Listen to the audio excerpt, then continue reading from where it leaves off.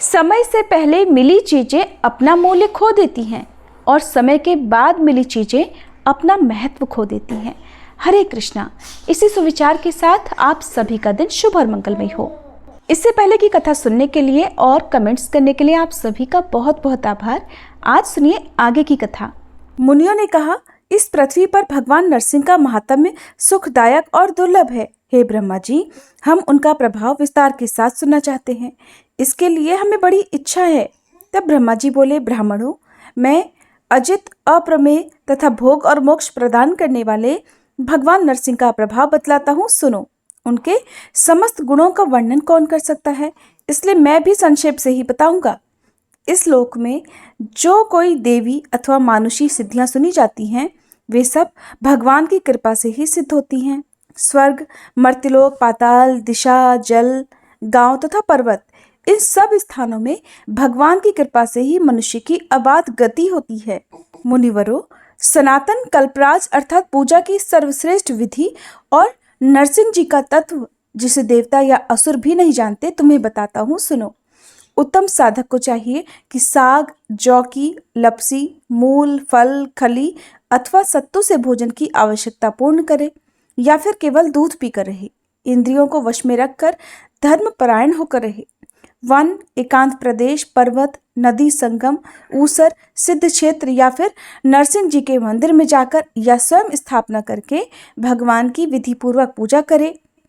शुक्ल द्वादशी को उपवास करके जितेंद्रिय भाव से 20 लाख बार भगवान के मंत्र का जाप करे। ऐसा करने वाला भक्त उपपातक और महापातकों से युक्त होने पर भी मुक्त हो जाता है। पहले भगवान नरसिंह की परिक्रमा करके चंदन और धूप आदि के द्वारा उनकी पूजा करे। मस्तक झुकाकर प्रभु को प्रणाम करे और उनके माथे पर कपूर और चंदन मिले हुए चमेली के फूल चढ़ाएं। इससे सिद्धि प्राप्त होती है। किसी भी कार्य में भगवान की गति कुंठित नहीं होती। ब्रह्मा, रुद्र आदि देवता भी उनके तेज को नहीं सह सकते। फिर संसार में सिद्ध, गंधर्व, मनुष्य, दानव, विद्याधर, यक्ष, किन्नर और महानागों की तो बात ही क्या है। एक बार भी भगवान नरसिंह का भक्ति पूर्वक दर्शन करने से करोड़ों जन्मों के पापों और दुखों से छुटकारा मिल जाता है। युद्ध, संकट, दुर्गम स्थान, चोर, व्याघ्र आदि की पीड़ा, प्राण संशय, विष, अग्नि, जल तथा ग्रह रोग आदि जनित कष्ट प्राप्त होने पर जो भगवान का ध्यान करता है, वह सब प्रकार की आपत्तियों से छुटकारा पा जाता है। जैसे सूर्योदय होने पर महान अंधकार दूर हो जाया करता है, ठीक उसी प्रकार भगवान नरसिंह का दर्शन होने पर ये सभी उपद्रव भी नष्ट हो जाते हैं। अनंत नामक वसुदेव जी का भक्ति पूर्वक दर्शन और उन्हें वंदन करने पर मनुष्य सभी पापों से मुक्त होकर परम पद को प्राप्त होता है। मैंने, इंद्र ने तथा विभीषण ने भी उनकी आराधना की है। फिर कौन मनुष्य भला उनकी आराधना नहीं करेगा। जो मनुष्य श्वेत गंगा में स्नान करके श्वेत माधव तथा मत्स्य माधव का दर्शन करता है, वह श्वेत द्वीप में जाता है। तब मुनियों ने कहा, हे भगवान, अब आप श्वेत माधव के महात्म्य का पूरी तरह से वर्णन कीजिए। साथ ही भगवान की प्रतिमा का वृतांत भी विस्तार के साथ बताइए कि धरती में विख्यात भगवान के पवित्र क्षेत्र में श्वेत माधव की स्थापना किसने की थी। तब ब्रह्मा जी इस प्रकार बोले कि हे मुनिवरों, सतयुग में श्वेत नाम के एक बलवान राजा थे। बड़े बुद्धिमान, धर्मज्ञ, शूरवीर, सत्य प्रतिज्ञ और दृढ़ता पूर्वक व्रत का पालन करने वाले थे। उनके राज्य में 10,000 वर्षों तक मनुष्य की आयु होती थी और किसी भी बालक की मृत्यु नहीं होती थी, अर्थात किसी की भी अकाल मृत्यु वहां नहीं होती थी। इस प्रकार राजा श्वेत के राज्य में कुछ समय व्यतीत होने के बाद एक घटना घटित हुई। कपाल गौतम नामक एक परम धर्मात्मा ऋषि थे। उनका एक पुत्र हुआ जो कालवश दांत निकलने के पहले ही चल बसा। उसे गोद में लेकर बुद्धिमान ऋषि राजा के पास आए। राजा ने ऋषि कुमार को अचेत अवस्था में सोया देखकर उसको जीवित करने के लिए प्रतिज्ञा की। राजा बोले, अगर यमलोक में गए हुए इस बालक को मैं 7 दिन के भीतर ना ला सकूं तो मैं जलती हुई चिता पर चढ़ जाऊंगा। ऐसा कहकर राजा ने लाख नील कमलों से महादेव जी की पूजा करके उनके मंत्र का जप आरंभ कर दिया। जगदीश्वर भगवान शिव राजा की अत्यंत भक्ति का विचार करके पार्वती जी के साथ उनके सामने प्रकट हुए और बोले, राजन, मैं तुम पर बहुत प्रसन्न हूँ। महादेव जी का ये वचन सुनकर राजा श्वेत ने सहसा उनकी ओर देखा। वे सब अंगों में भस्म रमाए हुए थे। उनके शरीर की कांति शरतकालीन चंद्रमा और कुंद के समान थी। उनके नेत्र विकट थे। व्याघ्र चर्म का वस्त्र और उनकी ललाट में चंद्रमा की रेखा थी। उन पर नजर पड़ते ही राजा ने सहसा पृथ्वी पर गिरकर उन्हें प्रणाम किया और फिर कहा, प्रभु, अगर आप मुझ पर प्रसन्न हैं और अगर आपकी मुझ पर दया है तो काल के वश में पड़ा हुआ ये ब्राह्मण बालक पुनः जीवित हो जाए। यही मेरी प्रतिज्ञा है। महेश्वर, आप इसे यथायोग्य आयु से युक्त और कल्याण का भागी भी बनाएं। श्वेत की ये बात सुनकर महादेव जी को बड़ी प्रसन्नता हुई। उन्होंने सब भूतों को भय देने वाले काल को आज्ञा दी और काल ने मृत्यु के मुख में पड़े हुए उस बालक को जीवित कर दिया। इसके बाद वे देवी पार्वती के साथ अंतर्ध्यान हो गए। फिर राजा ने हजारों वर्षों तक एकाग्रचित्त होकर राज्य किया।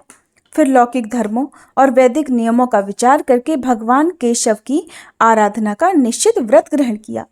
इसके बाद वे दक्षिण समुद्र के पुरुषोत्तम क्षेत्र में गए और जगन्नाथ जी के पास ही सुंदर रमणीय क्षेत्र में एक सुंदर मंदिर बनवाया और श्वेत शिला के द्वारा भगवान श्वेत माधव की प्रतिमा बनवाकर विधि पूर्वक उसकी प्रतिष्ठा की।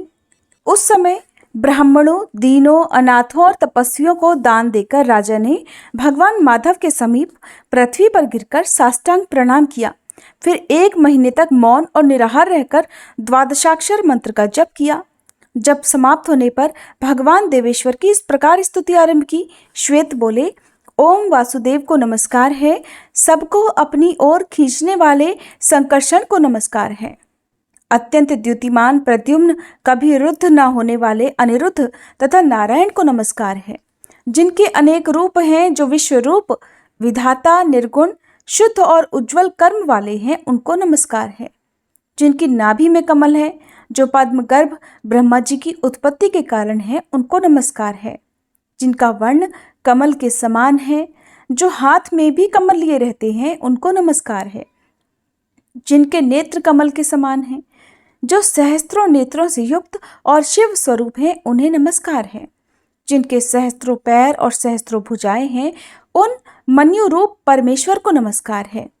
ओम वराहरूपधारी भगवान को नमस्कार है।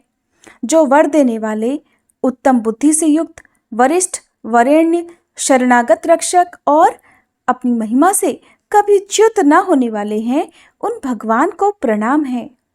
ओम बाल रूपधारी, बाल कमल के समान कांतिमान, बाल सूर्य और चंद्रमा रूप नेत्रों वाले, मनोहर केशों से सुशोभित, बुद्धिमान भगवान विष्णु को प्रणाम है। केशव को नमस्कार है। नारायण को नित्य नमस्कार है। सर्वश्रेष्ठ माधव और गोविंद को नमस्कार है। ओम विष्णु को नमस्कार है। मधुसूदन को प्रणाम है। शुद्ध स्वरूप और किरणों को धारण करने वाले भगवान को नमस्कार है। अनंत को नमस्कार है। सूक्ष्म रूप और श्री वत्सधारी को नमस्कार है। हे गोविंद, मेरी रक्षा कीजिए। आप ही इस संसार से मेरा उद्धार कर सकते हैं। ये संसार समुद्र मोह रूपी जल से भरा हुआ है। इसके पार जाना असंभव है। मैं इसमें गले तक डूबा हुआ हूँ। पुंडरीकाक्ष, आपके सिवा दूसरा कोई ऐसा नहीं जो इससे मेरा उद्धार कर सके। उस विख्यात दिव्य पुरुषोत्तम क्षेत्र में राजा श्वेत के इस प्रकार स्तुति करने पर देवाधिदेव जगतगुरु श्री हरि उनकी भक्ति का विचार करके संपूर्ण देवताओं के साथ राजा के सामने आए। नील मेघ के समान श्याम वर्ण, कमल पत्र के समान बड़ी बड़ी आंखें, हाथों में दैदीप्यमान सुदर्शन, बाएं हाथ में पंचजन्य शंख तथा अन्य हाथों में भी गदा, शारंग, धनुष और खड्ग, यही उनकी झांकी थी। भगवान ने कहा, राजन, तुम्हारी बुद्धि बड़ी उत्तम है। तुम में पाप का लेश भी नहीं है और मैं तुम पर बहुत प्रसन्न हूँ। तुम अपनी इच्छा के अनुसार कोई उत्तम वर मांगो। देवाधिदेव भगवान का यह अमृतमय वचन सुनकर महाराज श्वेत ने मस्तक नवाकर उन्हें प्रणाम किया और उन्हीं में मन लगाते हुए कहा, भगवान, अगर मैं आपका भक्त हूँ तो मुझे ये उत्तम वरदान दीजिए। ब्रह्मलोक से भी ऊपर जो अविनाशी वैकुंठ धाम है, जिसे निर्मल, रजोगुण रहित, शुद्ध और संसार की आसक्ति से शून्य बताया गया है, मैं उसी को प्राप्त करना चाहता हूँ। जगतपते, आपकी कृपा से मेरा ये मनोरथ सफल हो। तब श्री भगवान बोले, राजन, संपूर्ण देवता, मुनि, सिद्ध और योगी भी जिस रमणीय और रोग शोक रहित पद को प्राप्त नहीं होते, उसे तुम ही प्राप्त करोगे। संपूर्ण लोकों को लांघकर मेरे लोक में जाओगे। यहाँ तुमने जो कीर्ति प्राप्त की है वह तीनों लोकों में फैलेगी और मैं सदा ही यहाँ निवास करूंगा। इस तीर्थ को देवता और दानवादी सब लोग श्वेत गंगा कहेंगे। जो कुश के अग्रभाग से भी श्वेत गंगा का जल अपने ऊपर छिड़केगा वह स्वर्गलोक में जाएगा। जो यहाँ स्थापित श्वेत माधव नाम की प्रतिमा का दर्शन और उसे प्रणाम करेगा वह देह त्याग कर भगवान का स्मरण करते हुए शांत पद को प्राप्त होगा। अब मुनियों ने पूछा, हे ब्रह्मा जी, भगवान श्री कृष्ण का स्नान किस समय और किस विधि से होता है? विधि क्यों में श्रेष्ठ, हमें उसकी विधि भी बताइए। तब श्री ब्रह्मा जी ने जो कुछ भी बताया उसका वृतांत आप सभी अगले अध्याय में सुनेंगे। अब सुनिए भगवान श्री कृष्ण की एक बहुत ही सुंदर कथा। भगवान के प्रति भक्ति की कहानियां तो आप सभी ने बहुत सुनी होंगी और आप सभी ये भी जानते होंगे कि दो तरह के लोग होते हैं। एक वो जो भगवान में अटूट श्रद्धा, अटूट विश्वास रखते हैं और भगवान को मानते हैं। दूसरे वे लोग जो भगवान में न तो आस्था रखते हैं और ना ही ये स्वीकार करने को तैयार होते हैं कि भगवान हैं। यानी कि दो तरह के लोग होते हैं, आस्तिक जो भगवान को मानते हैं और नास्तिक जो भगवान को बिल्कुल भी नहीं मानते। अब भगवान के प्रति जिसके मन में भक्ति होती है, भगवान तो अपने ऐसे भक्तों की हमेशा सुनते हैं। हाँ, ये बात जरूर है कि कभी कभी भगवान कुछ देर से सुनते हैं, लेकिन सुनते जरूर हैं। और देर से सुनने के पीछे भी कारण यही होता है कि सभी को अपने अपने जो भी कर्म है, चाहे वो इस जन्म के हो या पूर्व जन्म के हो, जरूर भुगतने होते हैं। अगर पूर्व जन्म में हमने बहुत पाप किए हों और इस जन्म में हम केवल भगवान में ही रमे हुए हों, भगवान की ही भक्ति कर रहे हों, इस जन्म में हमने कोई पाप ही नहीं किए हों, तब भी हमें इस जन्म में अपने पूर्व जन्म के पापों का फल भोगना पड़ेगा। और भगवान भी जब तक हमारे पाप पुण्यों का हिसाब किताब बराबर नहीं हो जाता तब तक अपनी कृपा करते ही नहीं हैं। ऐसे ही एक कहानी है एक बूढ़े बाबा की। एक बूढ़े बाबा जो अपने पूरे जीवन भर सिर्फ राम नाम जपते रहे, भगवान की भक्ति करते रहे और अब वे बूढ़े हो चुके थे। सिर्फ बूढ़े नहीं हुए थे बल्कि इतने कमज़ोर हो चुके थे कि अब वो बिना किसी की सहायता के अपनी जगह से हिल डुल भी नहीं सकते थे, उठ भी नहीं सकते थे।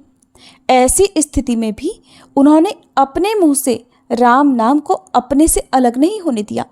कष्ट चाहे कितना भी था, बुढ़ापा उन्हें चाहे कितना भी सता रहा था, लेकिन उनके मन में राम नाम और हृदय में भक्ति बराबर जगी हुई थी। सारा दिन बिस्तर पर पड़े पड़े वह बूढ़े बाबा बस राम नाम जपते रहते और राम नाम लेने के कारण उन्हें अपनी तकलीफ़ों को बर्दाश्त करने की शक्ति भी मिल रही थी। वह बूढ़े बाबा इतने कमज़ोर हो गए थे, इतने निःशक्त हो गए थे कि अपने नित्य कर्म भी वे अकेले उठकर नहीं कर सकते थे। उनके परिवार में उनके 2 बेटे भी थे, तो वे ही उनके नित्य कर्म करने में उनकी सहायता किया करते थे। जब बीमारी के कारण, बुढ़ापे के कारण बूढ़े बाबा बिस्तर से लग गए, तब शुरुआत में तो उनके वे बेटे बिना कुछ कहे खुद ही अपने बूढ़े पिता की सहायता कर दिया करते थे।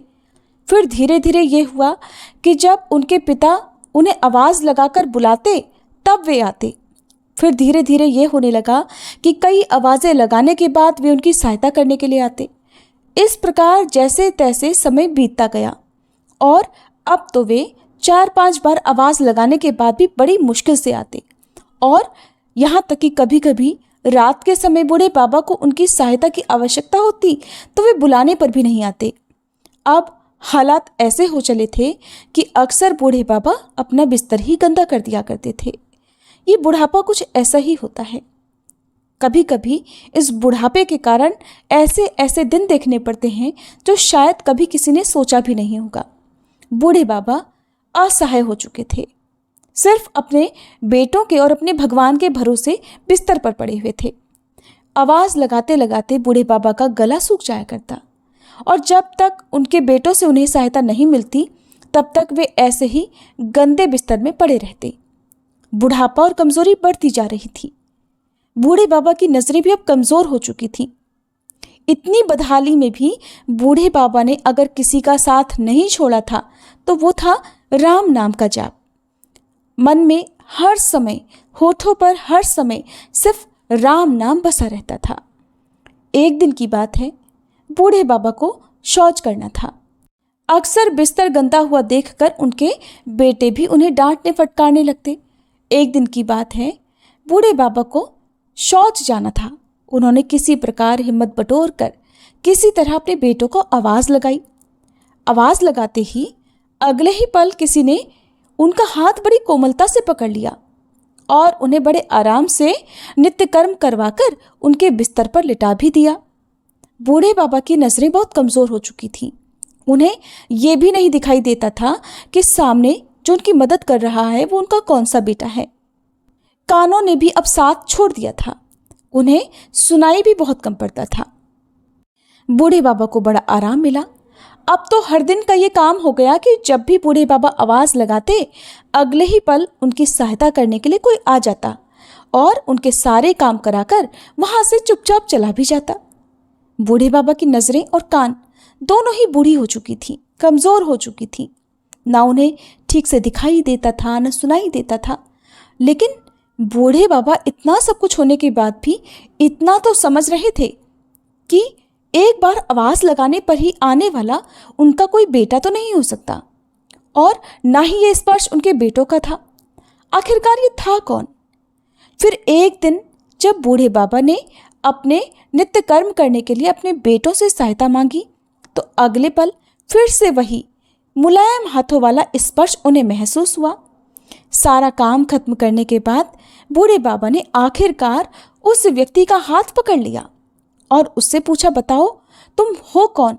आज मुझे सच सच बताओ, तुम कौन हो? क्यों मेरी सहायता करते हो? तुम मेरे बेटे तो नहीं हो सकते।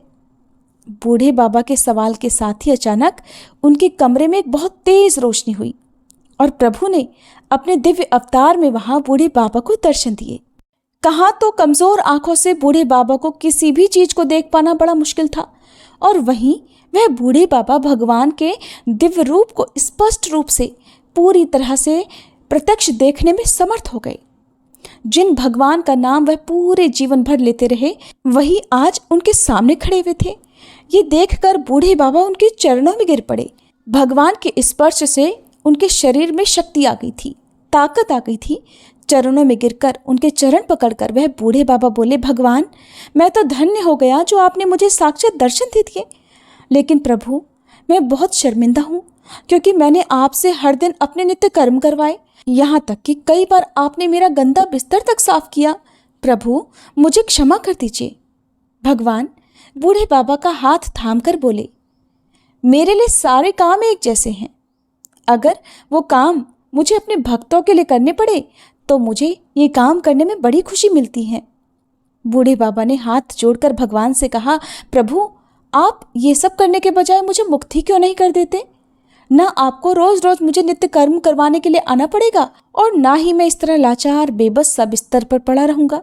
प्रभु, क्या आपके दर्शन मात्र से मेरी मुक्ति संभव नहीं है? तब भगवान बोले कि ये सब प्रारब्ध के कारण है। तुम्हारा प्रारब्ध बहुत कठिन है। तुमने पूर्व जन्म में ऐसे ऐसे कर्म किए हैं जिसके कारण इस जन्म में इतनी जल्दी उनसे मुक्त हो पाना संभव नहीं है।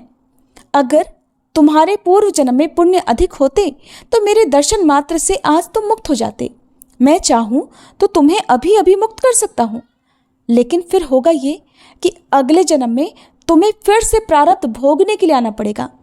इसलिए मैं तुम्हें खुद तुम्हारे पूर्व जन्म के सभी पापों से मुक्त करवाने के लिए इस समय सहायता कर रहा हूँ। ऐसा कहकर भगवान वहीं अंतर्ध्यान हो गए।